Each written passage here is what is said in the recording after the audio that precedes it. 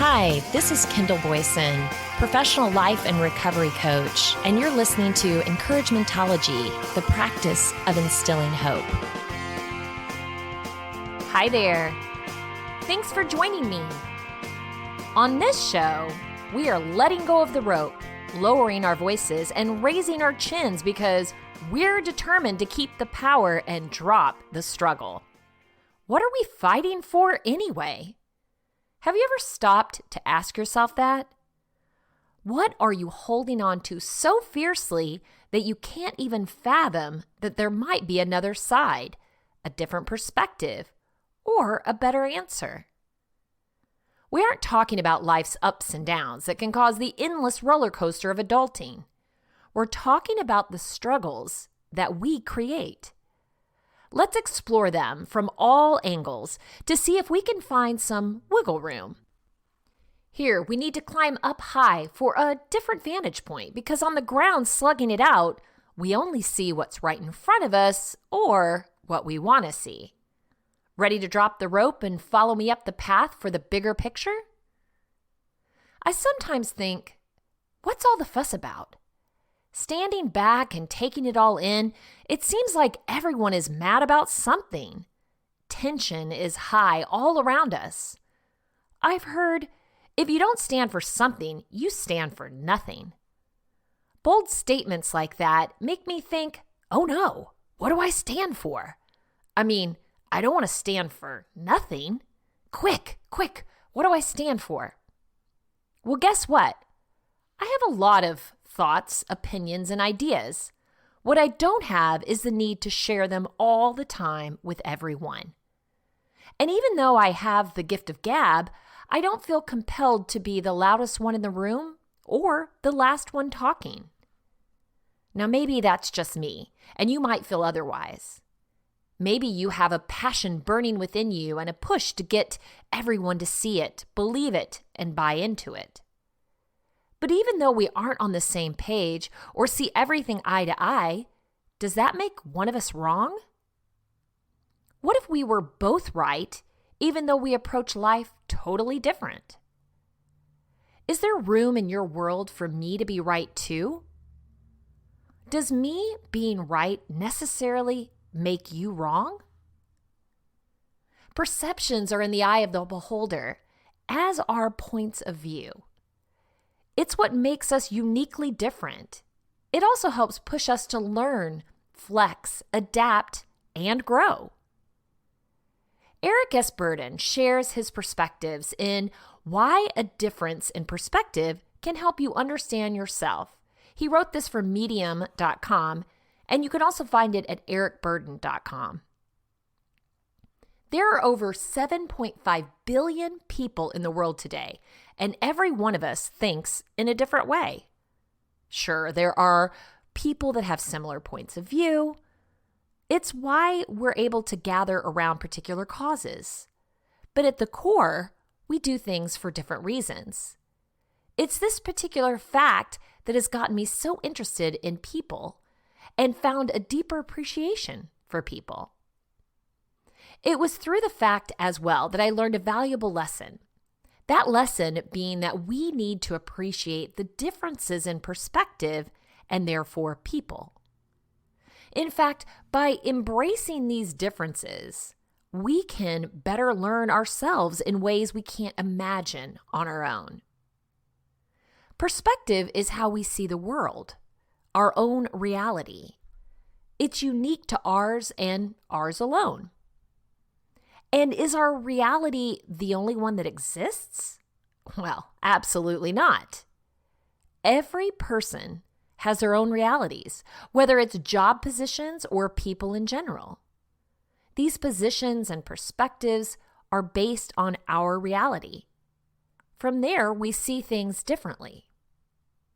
As a leader or as an individual, it's widely important to see things in different light. By doing that, we add a deeper layer of understanding of ourselves and of others. I always use this example of people in power, like managers or politicians, to explain this. It's easy for people to see at times why managers or politicians do certain things that make no sense. Some people feel that these people are out to get them. They complain about change or something else when change comes. The truth is that those complainers could very well lack perspective. I'm not saying all politicians are saints and all managers are good given the right circumstances. However, their action shouldn't be based solely on one perspective, the general public or their employees, respectively. In order to see things in a different light, there are a few skills we need to develop.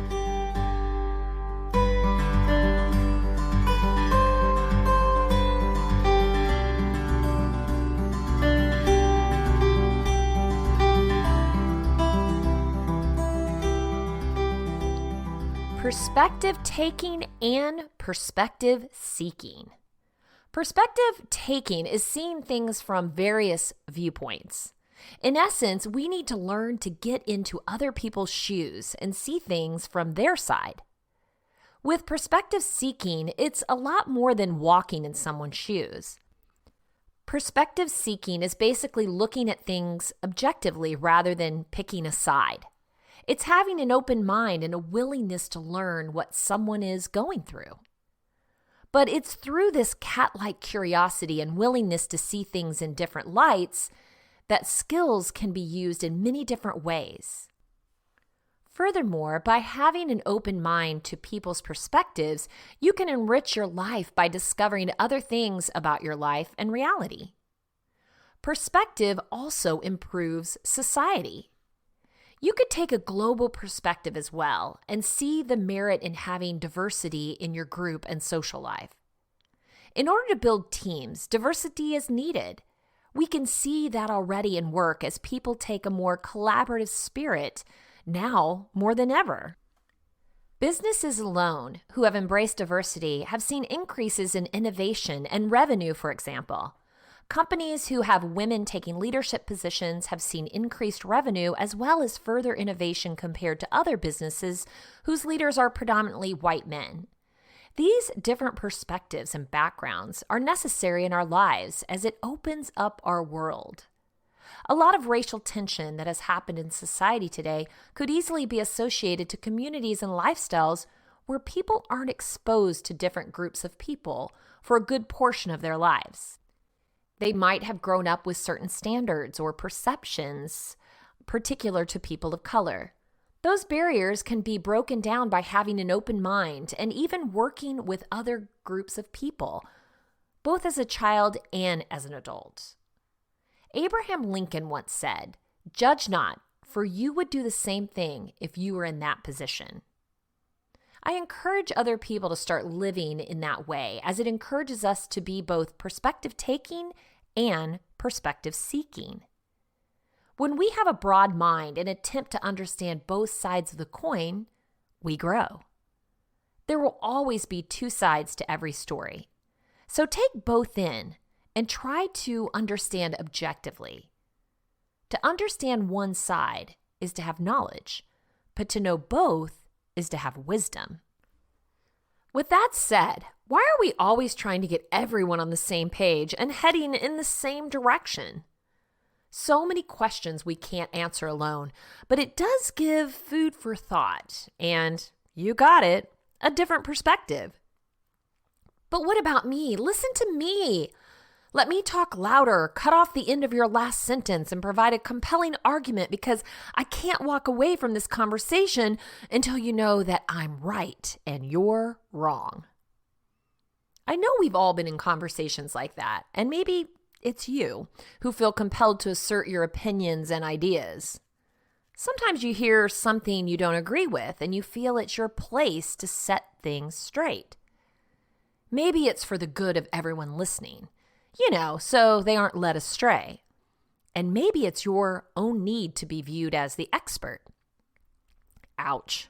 I know that sounded harsh, but I'm just laying it out there without pointing any fingers. We are all on our own journey of self-discovery, and that requires looking in the mirror, taking inventory, and being honest with ourselves. No pain, no change. Mel Schwartz, licensed clinical social worker, helps us with a shift of mind. Why is it so important to be right? Would you rather be right or would you rather be happy? This is found at psychologytoday.com. One of the most prevalent and damaging themes in our culture is the need to be right. It's one of those essential memes that we take for granted. It's so deeply embedded in our belief system and in the collective psyche that we never even pause to consider it. It would really serve us to inquire why it's so compelling. Before we begin to look at that, let's just reflect on how it impacts our lives. For the more personal and mundane battles over who said what in the midst of an argument, to the larger issues of politics, religion, abortion, healthcare, gun control, or climate change, being right is mandated. It quickens our pulse, causes us to shout, and can sever relationships. It is the raison d'être for most acts of hatred, violence, and warfare. Our educational system is rooted in the construct of right and wrong. We're rewarded for what are deemed to be correct answers and the ensuing higher grades, which generally lead to more successful lives. Being right affirms and inflates our sense of self-worth. As students, we learn to avoid as best as we can the embarrassment of being wrong. Getting the right answer becomes the primary purpose of our education. Isn't it regrettable that this may be inconsistent with actual learning? Can you imagine the generative and exciting learning environment that will result from a class that rewarded asking the best questions? If you think about it, the most intriguing questions are those that don't offer simple answers. Even more, they drive our thinking into greater complexity and curiosity. This would be a most wonderful learning experience. No need to be cautious about a wrong answer. And everyone would be invited to safely participate in a generative and shared inquiry. Children certainly wouldn't nod off from boredom. This experience would look much different than the rote memorizing and spewing back of information, rooted in right or wrong answers. Raising your hand to gain the reward of getting the correct answer is pointless. It doesn't teach you anything. You already knew the answer. It simply massages your ego, but it doesn't inspire a genuine learning experience. Cable news shows stage the predictable impasse, particularly in the political arena, fervently pitching the argument around right and wrong. What is more stultifying than watching two talking heads assert and then refute each other? A mindless ping-pong match. No one walks away any more enlightened than the way they came in, both pundits and audience. Have you ever heard a Republican pause and reflect back to a Democrat that they appreciated their point of view and were reconsidering their own? Or a Democrat acknowledging to a Republican that their own opinion wasn't substantiated by fact as much as it was belief? It would be an extraordinary moment to witness any breakthrough in that stalemate. Would you rather be right or would you rather be happy?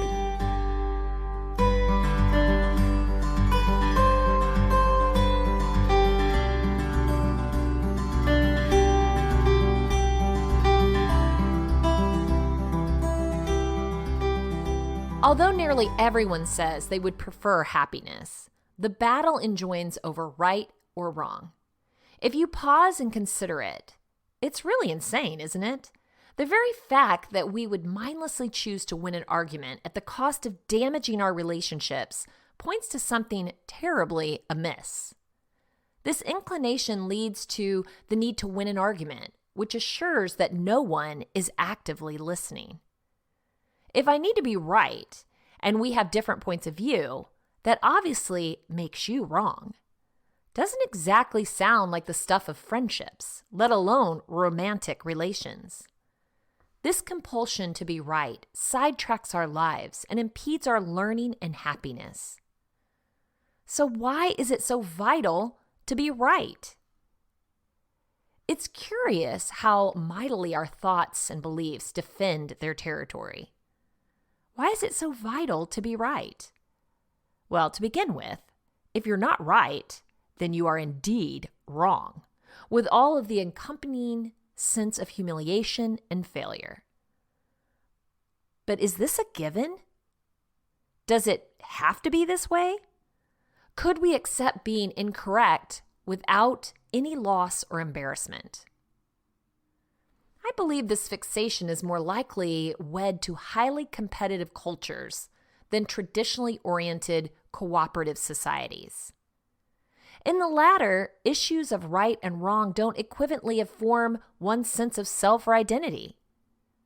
The ego may be shaped by other influences, such as being honored, respected, or altruistic. In first world cultures, the drive to be right advances one in the competitive race. In the desire to get ahead, this is utilized as a core value.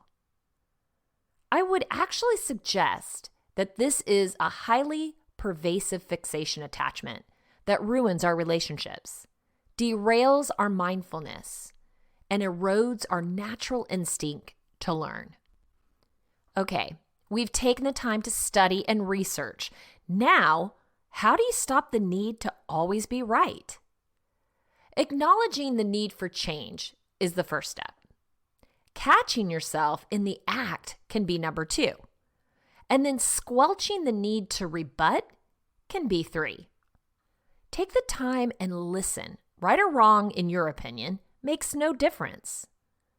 Listen and mull the ideas around in your head. Take some time to think them over and go on your own exploration. Being quick to defend or preach a different point of view means you aren't making space for opposing opinions. Dare I say, close-minded, rigid, uneducated? Ouch! There I go again.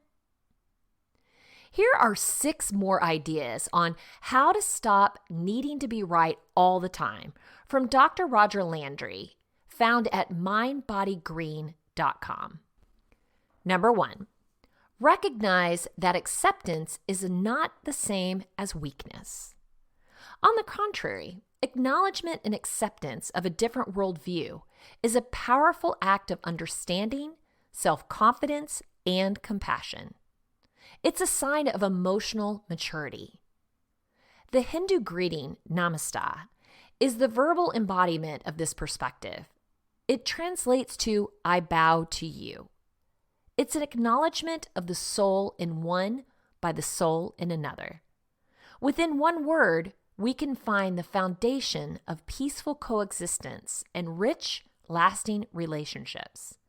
It embodies humanism, peace, and joy. Number 2, start small. You're not going to become the Dalai Lama in a day. In the next 24 hours, resolve to let one opinion that is contrary to yours exist without attempting to destroy it. You don't have to believe it. You don't have to give up your contrary opinion. Just say, I understand what you're saying. Or, that's a perspective I hadn't considered. Or just listen and nod. Avoid getting defensive. Of course, if you're confronted with a position that is inhuman or violent in nature, you can't acknowledge that you disagree without mounting an assault against it. Number 3, accept that you will never be able to change every opinion that you disagree with. There are a lot of people with a lot of different opinions that you'll never be able to change. Other positions contrary to yours will always exist, and a good chunk of them, if not right, are at least logically defensible. Let the little ones go. You may state your differing opinion without attempting to force your opinion on others. Number 4, prioritize kindness and compassion over feeling right. This is so much more important than converting the world to your very limited view. We all face challenges. We all suffer loss and pain. All of our opinions are informed by circumstance. Unless you've lived someone else's life, you can never fully understand why they believe what they do. Listening to the reasoning behind someone else's feelings can be revealing. It deepens your connection with that person and broadens your interpretation of the world around you. Number 5, look for an opportunity to change your opinion. In a situation where your opinion differs from another's, tell them that you're open to accepting their view if they provide good rationale for it. It may not change your mind, but you can still respond that you understand their opinion without accepting their view as your own. Number 6, acknowledge that changing your opinion or allowing someone else to prove you wrong doesn't make you any less you. You are a unique miracle of existence. You will make mistakes and succeed, help and hurt others, be right and wrong. You are still okay. You're still you. Compassion for others is a product of compassion for yourself. Start there. It only gets better. This is an unknown quote. When things change inside you, things change inside around you. So it's that time. Let's crawl up for the higher vantage point now. From here, we can see the bigger picture and gain control over our next move. Problems are small and more manageable when you look at them way down there. We can see how the pieces of the puzzle fit together when you can see all of them at once. Remember, perception starts and ends with you. You have the power to choose. What you allow into your life, what takes hold, what you share, and how you react. All within your power. Let's harness that power and take back the control in the midst of the chaos. I've been in sales my whole adult career. Maybe it's just the way I was wired, but I bought into the customer is always right. I have no problem bowing out or bowing down. Being right isn't what gives me power or my identity. I would much rather be kind and compassionate than right. Protecting my inner peace helps me check out of situations or information that tends to threaten that. Does this mean that I'm not fully aware of all the conversations or rather arguments around me?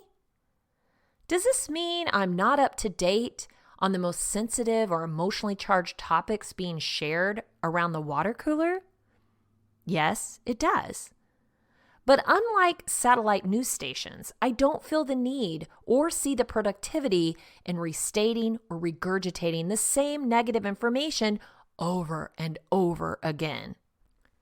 I'm trying to save my grr for what's really happening around me.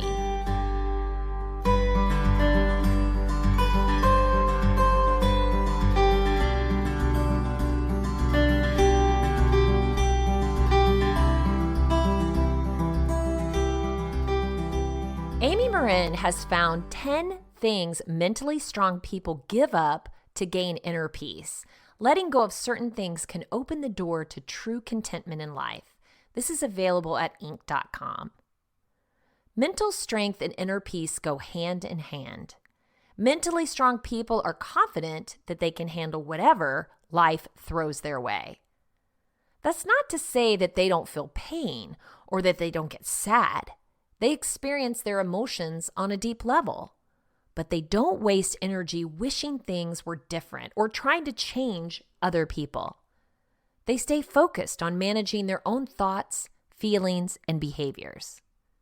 They also make self-improvement a priority because they know there's always room for improvement. And they give up these 10 things that could destroy their inner peace. Number 1, engaging with toxic people. The people you surround yourself with affect the way you think, feel, and behave. Engaging with people who lie, gossip, bully, or cheat takes a toll on your well-being. Mentally strong people don't waste their energy trying to change toxic people. They establish healthy emotional and physical boundaries. Number 2, excessive self-blame. Thinking everything is 100% your fault, whether it's a failed relationship or an accident, will affect the way you see yourself and the world around you. You can't always prevent bad things from happening. Mentally strong people take appropriate accountability. They recognize they're responsible for their choices, but they also acknowledge factors beyond their control, like the state of the economy, the weather, and other people's choices. Number 3, chasing happiness. Thinking you need to be happy all the time will backfire. Momentary pleasure is much different than long-term satisfaction. Mentally strong people are willing to put in the hard work it takes to gain contentment. They refuse to give in to the instant gratification or temporary indulgences. They look for ways to build a brighter future by creating long-term goals. Number 4, staying comfortable.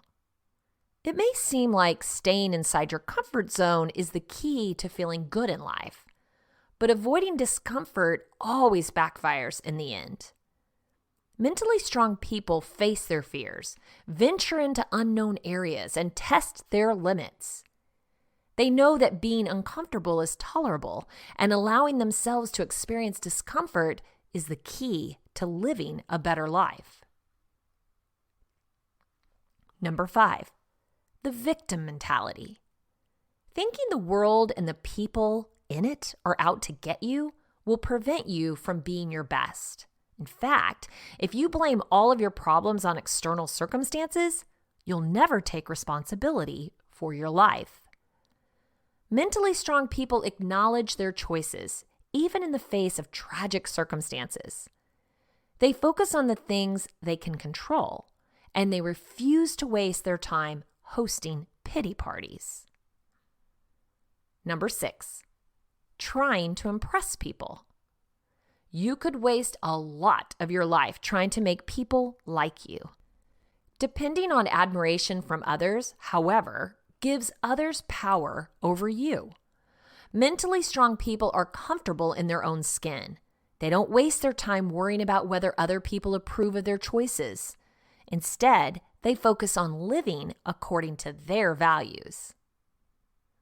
Number 7, the pursuit of perfection. Striving for excellence is healthy, but insisting on perfection is an uphill battle.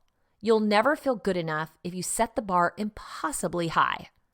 Mentally strong people accept that they're going to fail and make mistakes. They are able to acknowledge their flaws and weaknesses. Number 8, grudges. You may think holding on to a grudge somehow punishes someone else, but in reality, clinging to anger and hatred only reduces your life. Mentally strong people let go of grudges so they can focus their energy on more worthwhile causes. That doesn't mean they allow themselves to be abused by people. It just means they don't allow pent-up resentment to overtake their lives. Number 9, the quest for material things.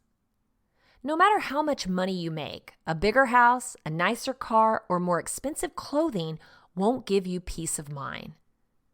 Expecting material possessions to satisfy your needs will leave you sorely disappointed. Mentally strong people aren't necessarily minimalists. They can enjoy nice things, but they don't expect their material possessions to give them joy and contentment. And number 10, complete self-reliance. Thinking you can do everything on your own is about acting tough, not being strong. There will be times when asking for help is important. Mentally strong people aren't afraid to admit when they need help. Whether they rely on a higher power, ask for professional help, or lean on a friend during a time of need, they gain strength from others. Knowing they don't have to have all the answer gives them a renewed sense of inner peace. Inner peace comes from knowing your beliefs and the willingness to act according to them. It takes mental muscle to do that. Fortunately, everyone has the ability to practice mental strength exercises every day. The more mental muscle you build, the easier it is to find true contentment in life. Mental muscle, that's what I'm building. Boy, I wish I could count that as actual exercise. Nope, nothing is that easy, but it is that important. I figured out over 8 years ago that if I wanted things to change in my life, I had to start with myself. I had to finally stop blaming others or a set of circumstances for where I was or what I was doing. I had to make a commitment to myself that I needed change to see change. Of course, I'm not done. I won't ever be done, but I can say that I've come a long way. What helps me continue to grow is my inherent curiosity and my cravings for connection. I also share as I grow. If I waited until I had everything figured out to share with others, I would be silent forever. When I was in training to be an Arthur Murray dance instructor, yes, you heard me right, my boss and teacher said to me, "You only need to know 3 steps." I said, "I can't possibly teach someone only knowing 3 steps." She said, "You know 3 more than they do. You're learning every day, and they only come once a week. At that pace, you will always widen the gap." I never forgot that. So you only need to know 3 steps to start sharing your journey with others. Tony Faucari backs me up with his article, "If You Want to Change the World, Start With Yourself," found at medium.com. Leo Tolstoy says everyone thinks of changing the world, but no one thinks of changing himself. It was the American author and speaker John Maxwell who wrote, "Most people want to change the world to impact their lives, but the world they need to change first is the one inside themselves." Everyone has an opinion on what's wrong with the world, yet few will do the work to improve their own lives. It's easy to draw attention to what's wrong in the world because, on one level, it's frustrating to observe these conditions and stand back while they take place. I often remind myself and others, the world has existed for 4.54 billion years and is much older and wiser than we are. We have existed for a minor part in that timeline, and conditions weren't always ideal. In fact, history shows conditions were less than idyllic. So a utopian paradise needn't exist for us to be happy. We can still thrive despite the unrest in the world because outside conditions aren't as bad as you think they are. If you want to change reality, start with yourself first and attend to your own personal development. In doing so, problems give way to solutions and no longer affect you. Author Larry Weidel writes in Serial Winner 5 actions to create your cycle of success. If we all live the richest life possible, it's personally fulfilling, but it also changes the world. Mother Teresa said, which I always quote, "I alone cannot change the world, but I can cast a stone across the waters to create many ripples." Most people are frustrated or angry with circumstances beyond their control. They believe if they could control these situations, they would be happy. Sometimes it's not possible since there are too many things to control. It requires redesigning your life to suit you or playing God, neither of which is possible. It's simpler to attend to your own personal development. So when you feel frustrated, angry, or any other disempowering state, become curious and work on that part of you that's at war with reality. It's futile trying to change conditions out there because life is constantly changing. It's like trying to keep plates spinning on a stick while more plates are added. You can't keep up, and they will eventually come crashing down. It makes more sense to work on yourself so that the outside conditions no longer affect you as they once did.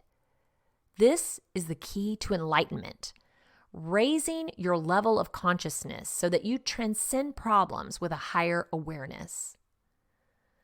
Albert Einstein reconsigned this principle when he said, "We can't solve problems by using the same kind of thinking we used to when we created them." Consider the following example, highlighting why you must attend to your own personal growth if you want to change the world. Imagine 100 people who are constantly complaining about the state of the world. One day, they collectively decide they've had enough and undertake personal development to change their lives. Within months, they've stopped whining and are now open to embracing life instead of being mirrored in their problems. They act from a place of love, peace, and joy. You've heard it said, you are the sum of the 5 people you most associate with. Therefore, if 100 people can influence 5 others, we now have 500 people who are now more self-aware than before. If that cycle continues, a tipping point will occur so that anger and fear will no longer prevail. You don't have to change the world. You just have to change what you pay attention to in the world. And that, it turns out, is hugely powerful. Woodrow Wilson said, "You are here in order to enable the world to live more amply, with greater vision, with a finer spirit of hope and achievement. You are here to enrich the world."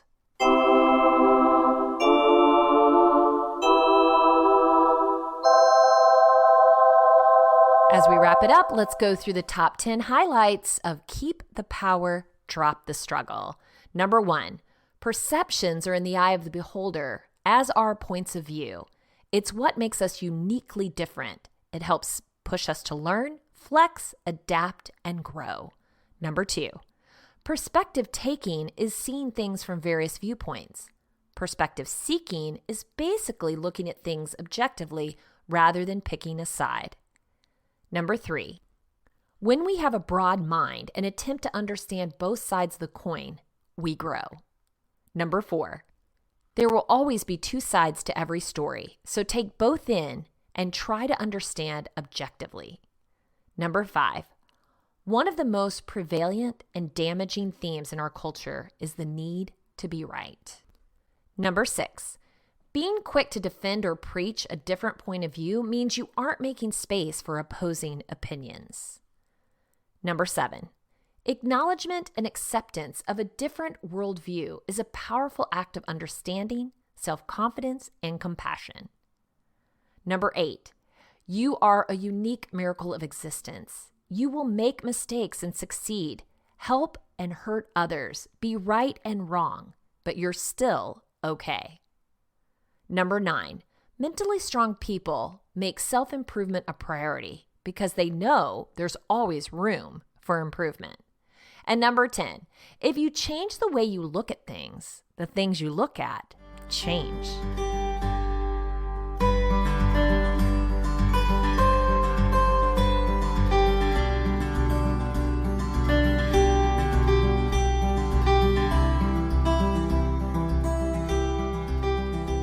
If you want to share encouragementology with a friend who needs to know they are not alone in this journey of self-discovery, you can visit encouragementology.com or anywhere you stream your content to receive this episode and all others. Follow us on Facebook for additional encouragement throughout the week. So I challenge you to drop the rope, listen with an ear for understanding, walk away when negativity threatens your inner peace. Pull out of the power struggle and let go of the need to be right. Change starts with you. I know you can do it. Thank you for listening to Encouragementology with Kendall Boyson, where we find positive ways to handle some of life's challenges. I stumbled through until the path was clear. That's when I found